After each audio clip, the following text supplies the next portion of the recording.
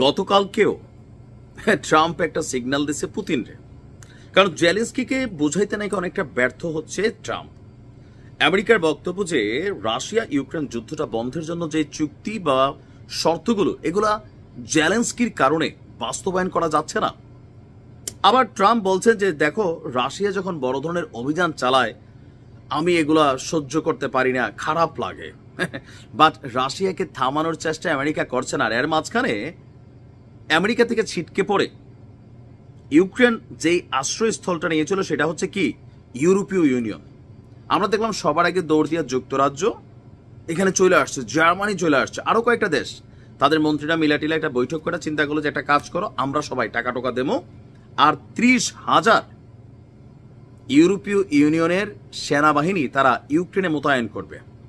Putin বলতেছে আহো বাতিজা, রাপ্পা রাপ্পা অ্যাকশন হবে। এর মাঝখানে এদের ভিতরের থলির খবর বের হয়েছে, যেটা শুই না জেলেনস্কির প্রেসার নির্ঘাত ল হতে যাচ্ছে, মানে কমে যাবে। ঘটনার প্রেক্ষাপট কি এই ব্যাপারে সবচেয়ে বেশি যারা আগ্রহী ছিল ফ্রান্স এবং যুক্তরাজ্য, যারা সেনাবাহিনীতে একটা বড় সংখ্যক সেনা সাপোর্ট করবে ইউক্রেনে যাওয়ার জন্য, জেলির পক্ষে লড়াই করার জন্য রাশিয়ার বিরুদ্ধে। কিন্তু বাস্তবতা কি? বাস্তবতা হচ্ছে আপনার সামরিক বিশেষজ্ঞ এবং অবসরপ্রাপ্ত ফরাসি কর্নেল, ফ্রান্সেরই colonel Peer de Jong StratPol web পোর্টালকে দেওয়া একটা বক্তব্যে তিনি বলেছেন ফ্রান্স এবং যুক্তরাজ্যের সেনাবাহিনী ছোট, যার কারণে ইউরোপীয় দেশগুলো ইউক্রেনে সেনাবাহিনী মোতায়েন করতে পারবে না। তার বক্তব্য, ইউক্রেনে ইউরোপীয় সেনা পাঠানোর ক্ষেত্রে দুটি মৌলিকভাবে গুরুত্বপূর্ণ বিষয় আছে। প্রথমত যুক্তরাষ্ট্রের অবস্থান, রাশিয়ার অবস্থান।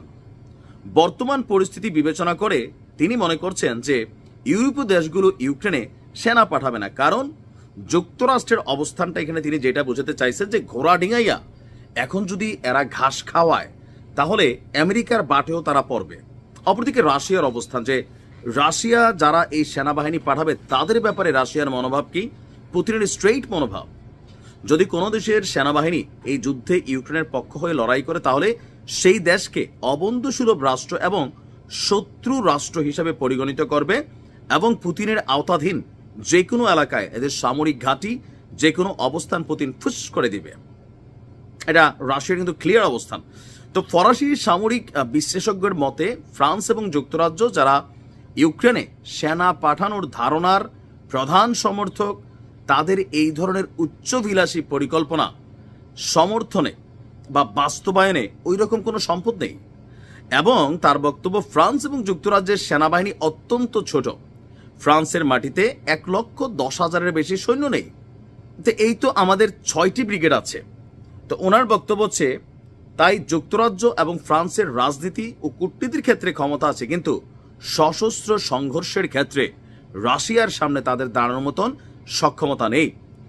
এই ক্ষেত্রে এমন পরিস্থিতি কল্পনা করা আমাদের পক্ষে খুবই কঠিন, যেখানে ইউরোপীয় দেশগুলোকে আপনার মানে ইউরোপীয় দেশগুলো মিলা ইউক্রেনে রাশিয়ার বিরুদ্ধে লড়াই করার জন্য আপনার সেখানে তারা যাবে।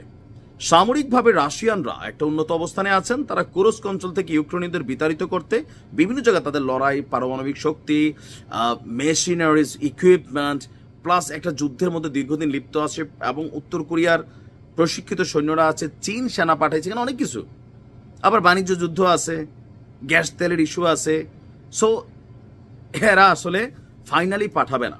দিন শেষে জেলিকে পুতিনের সাথেই ঝুঁকতে হবে এবং চুক্তিটা করতে হবে। পথ ক্ষমতা সবই হারাবে, গ্রেপ্তারও হতে পারে। পুতিন মহা কেয়ামতের আয়োজন করছেন। ভালো থাকুন।